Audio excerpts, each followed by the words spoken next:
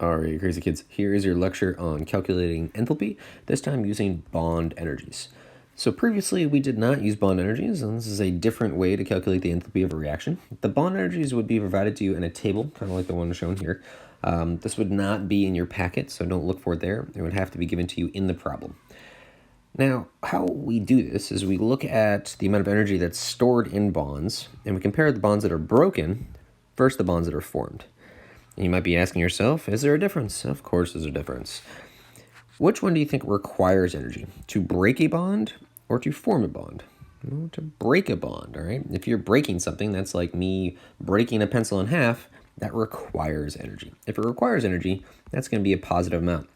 The bonds that are broken are always on your reactant side. That means the opposite is true for your bonds that are formed. When you're forming new things, that should be your products. And usually when you form new bonds, you're forming them from individual atoms. Individual atoms have a higher potential energy than the compound that results. So if you start at high potential energy, you end at low potential energy, you're giving off that energy. That is going to be a negative amount. There's a couple ways to go about this. I've created like a step-by-step method that kind of works, or you could use a formula. Let's look at the formula, and then we'll jump into the step-by-step method. The formula is the sum of the enthalpy of the bonds broken minus the sum of the enthalpy of the bonds formed. The problem with this formula, there's nothing really wrong with it, it totally works, is this is very similar to our enthalpy of reaction formula known as Hess's law. However, with Hess's law, if you recall, Hess's law is the sum of the products minus the sum of the reactants. Using bond energies, it's the sum of the reactants minus the products. So historically, students have a hard time kind of distinguishing which formula to use. They switch them up or they use the wrong one at the wrong time. Because of that, I don't recommend this method. I think you should just use my method. But you do you. I'll show you both of them and you can pick whichever one works best for you. All of the steps here are really required for both methods. The only difference is probably number 3. So I'll show you how that works. So we have to have a balanced equation, no difference there. We then need to draw the Lewis structures for all your reactants and all your products. My method involves you identifying the bonds that are broken formed. We need to find the bond energies, and we total the energies for your reactant side versus your product side. Let's take a look at what this looks like. So here we have an example. We have hydrogen and oxygen making H2O. We start by drawing our Lewis structures, considering it's already balanced. Now, my Lewis structures show that I have 2 of my hydrogens, shown here. I only have 1 oxygen, and I have 2 H2Os. A very easy visual to identify and count the number of bonds is to draw out the Lewis structure for each coefficient as appropriate. You don't have to do this, but because there's a 2 here, I drew it out twice. And that really shows me that there's a total of 2 hydrogen-hydrogen bonds, shown here.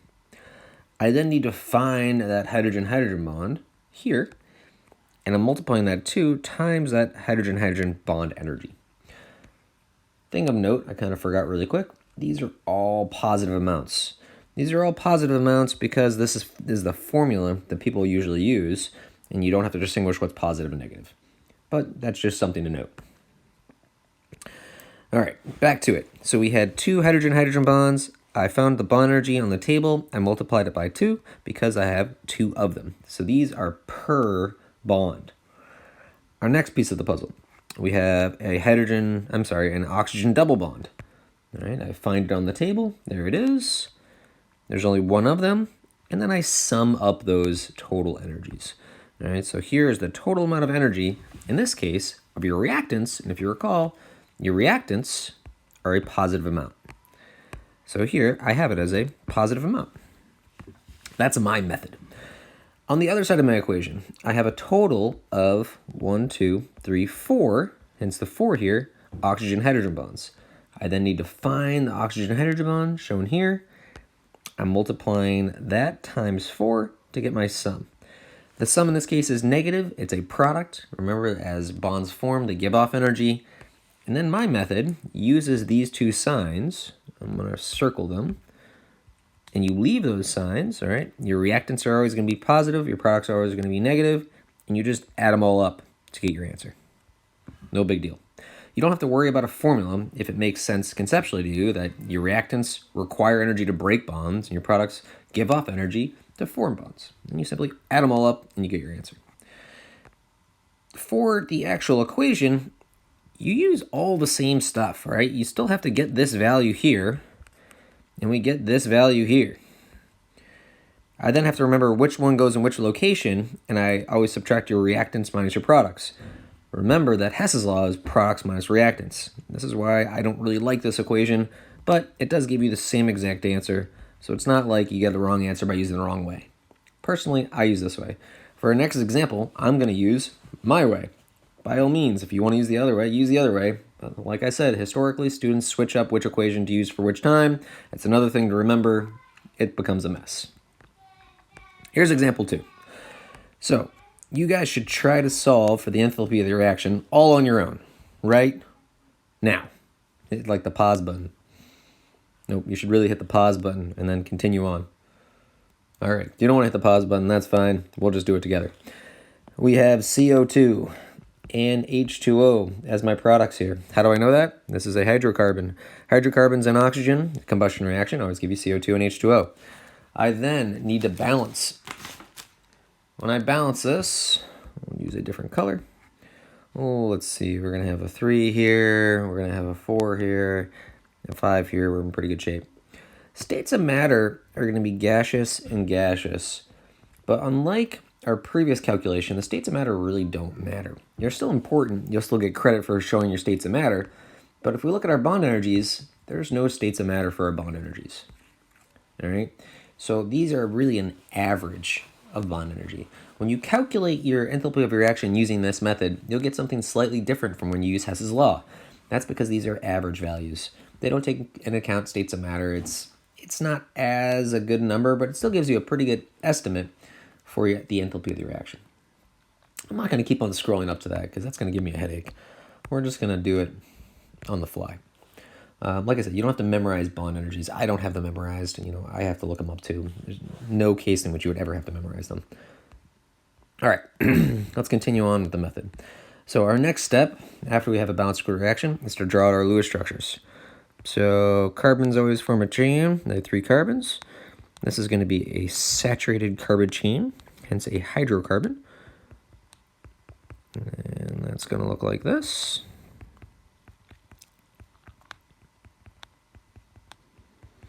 All right, we got an oxygen double bond here. There are 5 of them. I'm just going to write times 5. Well, that kind of looks like a weird. I'm going to write times 5.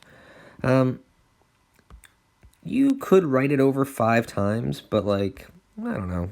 I think it's okay not doing that. Let's use a different color to make sure we see that these are separated. All right. So here are my reactants. Now we have to do our products on the other side of the equation. Maybe we'll use green. CO2, all right, thinking back, CO2 looks like this. You must be thinking, how fun, I get to do Lewis structures again. There are 3 of them, so I'm going to do times 3.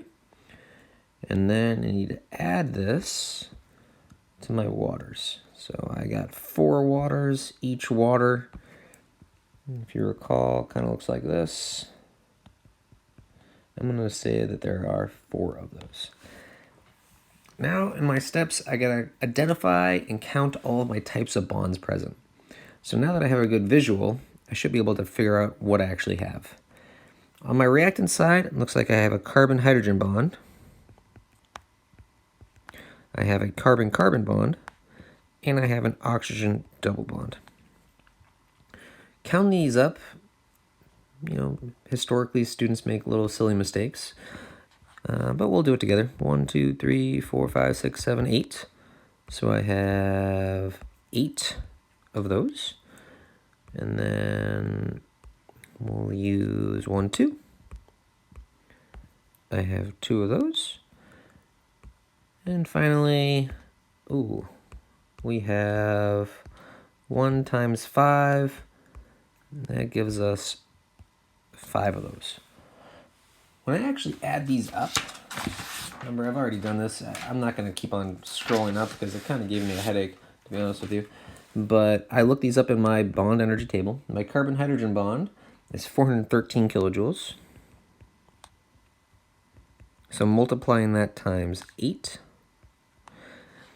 And then I'm going to be adding my carbon-carbon bond. My carbon-carbon bond is 345 kilojoules.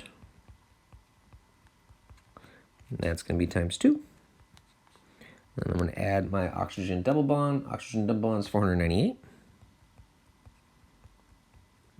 And that's times 5.